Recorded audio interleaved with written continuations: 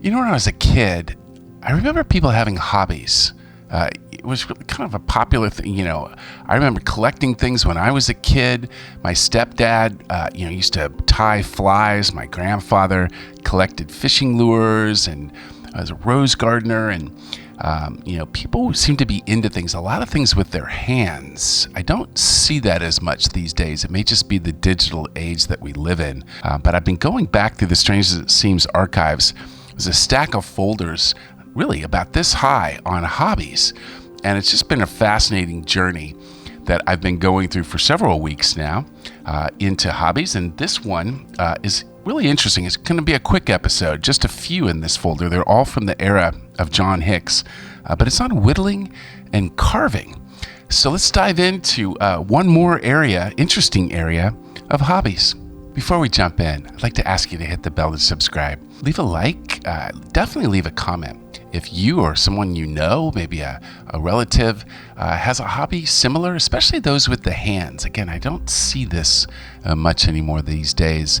And just kind of curious if people out there are still doing things like whittling and carving. Welcome back. This is Jeff Hicks, curator of the Strange as It Seems archives and grandnephew of John Hicks, who created Strange as It Seems back in the late 1920s. So again, for this week, we're going to jump into whittling and carving. All of them, there's really only about 9 or 10 of the comic strips in this folder on whittling and carving. I don't know if maybe it just didn't carry as much into the 40s and 50s, but there weren't any from the Ernest Hicks era or the Elsie Hicks era, at least not in this folder. So we'll just dive into this one and cover, because really some interesting characters here. And for our first one today, we'll go with this. This is interesting. It was in 1939 when John Hicks featured this. It's a 6-foot inlaid table made of 1,110,000 pieces of wood. 46 different kinds of wood go into this table. It was built by Charles Reynolds, South Pasadena, California, right next door to where I grew up in San Marino. It took him 6 years, averaged 8 hours a day.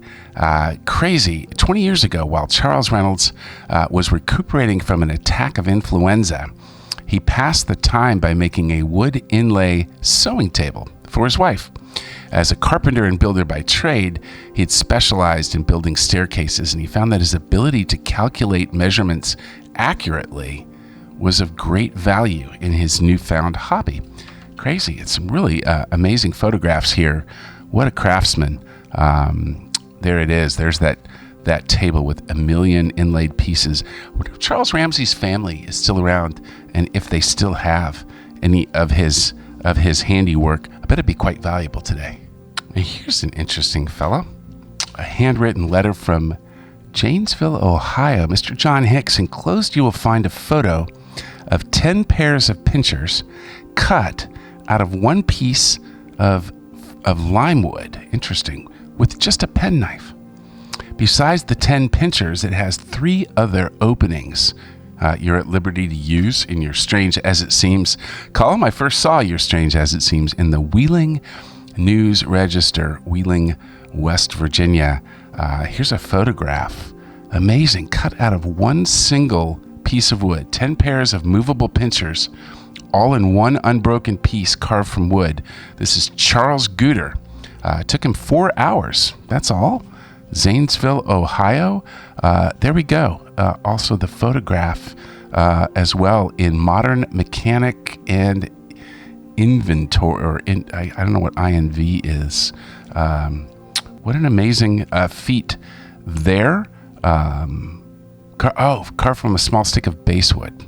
Sometimes I find some really interesting things on the back of these articles that were cut out as well. Here's one. Edison forced to fight 14 years to protect his patent on electric lights. And there's a photograph of Edison's patent as well, and basically a page out of his notebook, the design of the first electric lamp. At the right, Edison's laboratory with the apparatus used in creating the first incandescent lamp in the foreground. And I love this. The chair in which he sat stands empty. Will there ever be as great a genius to occupy it? And here's 3 in a row here on chain carvers. These are guys that carved chains out of wood. Here's the first one. Here's a 350-foot chain carved from a single plank of wood. I guess this was a thing. A few of those in here. 18 feet long, 22 inches wide, by R.T. Stewart. And here he is, draped himself in this amazing chain. Whittling enthusiasts the country over should take their hats off to R.T. Stewart, the Chicago butcher, shown in this picture. 350-foot chain, which he is displaying, has been whittled out of a plank 18 feet long and 22 inches wide. 4 years of Mr. Stewart's spare time were devoted to the task of producing the unique chain, in which each link is an unbroken piece of wood. Amazing. If you thought that was incredible, how about this one? Here's a chain. It's only 25 links, but the amazing thing was it was carved from an ordinary match. Can you imagine? How the heck did he do that? Crazy. Odd chain. Here they're asking if it can be exhibited at the exposition. So this is when John Hicks was vying for the New York World's Fair. It was in 1939. There's a 5-link chain from a toothpick. He also did that, and a 23-foot chain from a piece of wood. But this one's a 25-link carved just from an ordinary match.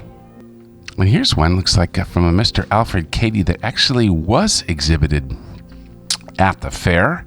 It first showed up in 1937 here. A growing chain, 13-foot, 10-inch piece of white pine was whittled into a 15-foot, 10.5-inch chain, 282 links by Alfred Cady. I have here the letter from John Hicks signed by his secretary, Cleo Foster. But apparently, some pretty cool photographs of it as well. Wow, look at that. That's amazing. And apparently, there's a bit of a kerfuffle here. It wasn't returned properly, and we got kind of a little nasty letter here. Crazy. My letter to you has not been answered. Common courtesy requires an answer. I ask you to return the whittled articles I loaned you for the duration of, this was the San Diego Fair. This, I think, was like back in 1936 when they participated in this. Wow. Holy smoke. I refuse to be ignored any longer. I am giving you your choice of 3 things. Return all articles. The third option here is I shall start suit through the proper authorities if these conditions are not met. There is a possible felony count. Jeez. It's your move, Mr. Hicks, and I would advise you to do it at once. Alfred Cady. Well, that didn't end well at all for them, but it did look like by the end here that John Hicks had gotten it back in his hands, but the not too happy Alfred Cady. Oh, I love this as I'm putting it away in the folder on the back, handwritten here. Start 13 feet, 10 inches white pine. Now 15 feet, 10.5 inches, ordinary jackknife.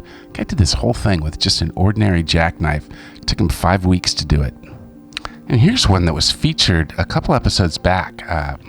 John Hicks featured him in the scrapbook, but there wasn't a lot of detail, and I guess he put all the detail here in the whittling and carving. But here's a guy, Ray Fogg. He's a Boy Scout commissioner.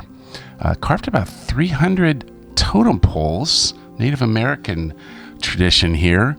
Really cool letter. Strange as it seems, a down east Yankee from a family started in this country in 1638 has somehow been able to copy the ancient art of the Indians of the Northwest. How? Why? Well, in 1927, while at one of the Chicago, Illinois camps with a troop of scouts, I studied my first totem pole, more nearly started carving some designs on a log, and that winter, with a penknife and a piece of old curtain pole, I whittled out a few poles for Christmas presents, and since that time I've made 12 full-size, 4 of them 18 feet in length, and there's a picture of him with a couple of them there. Quite impressive work here. It takes 10 to 12 hours to make one of the small poles and about 100 hours for the large ones. The most interesting pole I've made was the one for Dr. Parker of the Rochester, New York Museum. Dr. Parker is a direct descendant of the only full-blooded American Indian ever to rise above the rank of colonel in the United States Army. His grandfather was a major general under Grant in the Civil War. Kind of amazing. Tons of photographs in here of him in the middle of his work, but basically, doing the whole thing by hand. What a labor of love. Here's a guy that carves a pre-war pastime. George Spencer carves figures in rubber tires. Crazy. I guess this is a photograph. Looks like a negative. I can't really see it. But yeah, it looks like almost like a negative, or maybe it's just a photograph that faded, but there's a sculpture in there. Manufacturer of regrooving equipment was George Spencer. Crazy. Latest hobby of sculpturing in old rubber tires. It's now possible to utilize old rubber tires as a flexible base for the expression of the artistic impulse, and at the same time produce beautiful cameos and place with the 3-dimension effect. Crazy. It's kind of a photograph, I guess. Yeah, that's it. I see what he's done. He's kind of made a relief within the tire. Pretty amazing. Whittling and carving in old rubber tires. Here's an odd one. How about genuine poultry wishbones inscribed with personalized greetings? Made by Delphine Binger, New York City. I got this handwritten letter, and then I realized it's on the back of her by the originator of animated wishbones. Lucky wishbone greeting. Only $1. Post paid. Copyrighted in 1936. Delphine Binger. Studio 5D, New York City. Your personal message permanently is inscribed upon a genuine poultry wishbone. Crazy. Lucky wishbones are specially treated to last a lifetime. And by the way, they're suitable for all occasions. I'm always amazed, too, at these kids who had all this time on their hands as well to do this. Here's Robert Hession of Miami, Florida. Soap carving was his hobby. He's only 14 years old, and at this point, he had completed 28 miniature models of state capitals. He's going to finish this ambitious job and then tackle all the famous buildings of Washington. Here's a photo of him after he completed all 48 state capitals. This is, again, prior. A lot of these times it cracks me up that Hawaii and Alaska weren't even states when you see that at this time there was only 48 states. But we have a cool letter from the Miami Chamber of Commerce helping John Hicks find Robert Hession, and then this is great. I love this too. At the bottom, he says, "I understand Ripley and Mr. Hicks pays for all information that is authentic. So if there's compensation, you may keep half." That's what he's telling the Chamber of Commerce in Miami. John Hicks never paid for anything. I've seen a lot of letters in here, and trust me, this was not a money-making venture of great sort for the Hicks family. Really more of a labor of love for years, as it still is today, and will be for years to come. Before this brand has enough of a following to make any significant contributions to the old pocketbook. And the final one for this really unique carver here, Mr. Henrik Kasten. It's a miniature violin, interesting, with the Cleveland Symphony Orchestra. I guess he sent some photographs. I can tell by the letter here from the Hotel Breton Hall, but looks like they had to be returned. But a really interesting article here in Grit magazine, or Grit, I guess it was I think it was a magazine, maybe a newspaper. A lot of stories came from that, as you might imagine, right? Grit. But here's an unusual contribution to American music, which was made by the Polish musician who fled a German prison camp. He is Henrik Kasten, the violinist with the Cleveland Symphony Orchestra. So the first part of the article is how he invented a new type of violin bow designed, he said, to permit playing the old masters and swing tunes both with equal ease. Kind of interesting. But at the end of the article here, the violinist inventor is also a carver. One of his hobby masterpieces is an ivory model of a violin 1 3/4 inches long. And I guess the amazing part here is the miniature strings are 4 strands of hair from the head of Dr. Artur Rodzinski, the conductor of the New York Philharmonic Symphony. Crazy. Miniature violin of ivory, strings of human hair. Well, that wraps up this week's episode. Another folder from the stack of folders on hobbies in the Strange as It Seems archives. Another episode or two still to come.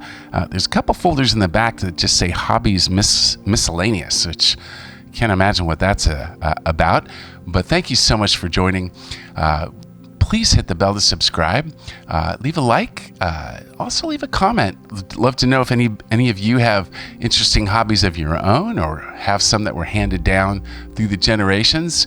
And we'll keep this going, at least this subject going, for another week or two. And I'll leave you, as I always do, with the foreword from John Hicks's first book in 1928. The author launches this book of the curious in nature and humankind on the vast sea of public opinion with the hope that it will fulfill its mission to entertain and acquaint its readers with some of the marvels of the world in which we live.